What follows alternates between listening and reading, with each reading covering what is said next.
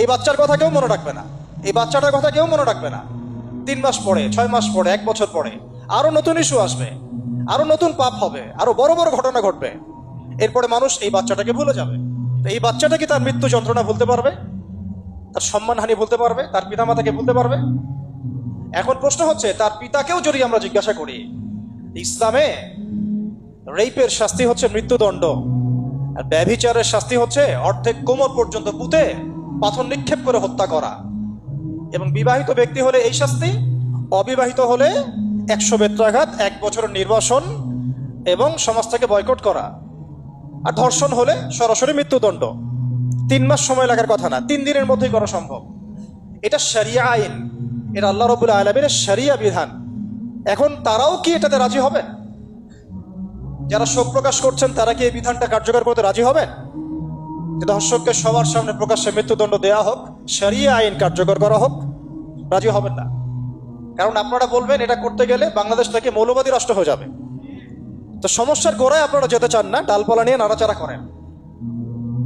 জেনা ফ্রি মিক্সিংটাকে উন্মুক্ত করে দেয়া হলো, ছেলে মেয়ের অবাধ বিচরণটাকে উন্মুক্ত করে দেয়া হচ্ছে। একটা চরম ক্ষুধার্ত মানুষদের সামনে যদি আপনি খাবারকে উন্মুক্ত করে রাখেন, এরপরে যদি কেউ জোর করে খাবার খেয়েও ফেলে, শুধু কি আপনি খাদকের দোষ দিবেন? পুরো সিস্টেমটাই দায়ী, পুরো সিস্টেমটাই দায়ী এখানে। আপনি নারী পুরুষকে অবাধ মেলামেশা দিয়েছেন, ফ্রি মিক্সিংয়ে দিয়েছেন, একদম ছোটবেলা থেকেই, স্কুল লাইফ থেকে, কলেজ লাইফ থেকে, ইউনিভার্সিটি লাইফ থেকে, জব সেকশনে, এমনকি রাজনীতি করতে গেলেও, কর্পোরেট সেকশনে, ব্যবসায়িক সেকশনে, অফিস আদালতে, সব জায়গায় ফ্রি মিক্সিংকে অবাধভাবে আপনি উন্মুক্ত করে দিয়েছেন, আমরা উন্মুক্ত করে দিয়েছি। এর উপরে ছড়িয়ে দিয়েছি পর্নোগ্রাফি। পর্নোগ্রাফি সবার ফোনে ফোনে। পর্নোগ্রাফি দেখতে থাকলে একটা মানুষ বাচ্চাকে না, কয়েকদিন পরে পশুর সাথেও জেনা করতে পারে। যদি সামনে দেখেন যে মানুষ পশুর সাথে জেনা করেছে, আপনারা অবাক হতে পারেন, আমি অবাক হব না। কারণ পর্নোগ্রাফি মানুষকে পশুর সাথেও জেনা করতে শেখাবে। বাচ্চা তো কিছুই না। এর উপর আছে বিবাহ বহির্ভূত সম্পর্ক, ব্যভিচার, জিনা, ফ্রি মিক্সিং, ভ্যালেন্টাইন্স ডে মতো দিবসগুলো পালন করে ছেলে মেয়ের অবাধ মেলামেশা।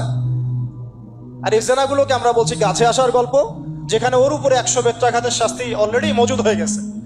আর কতগুলো যে জেনা হয়েছে এটা তো আল্লাহ পাক ভালো জানেন। একটা দুইটা তো করে নাই, একটার পর একটা চেঞ্জ করেছে। বিবাহিত ব্যক্তি পর্যন্ত অন্যের স্ত্রীর সাথে জেনা করেছে।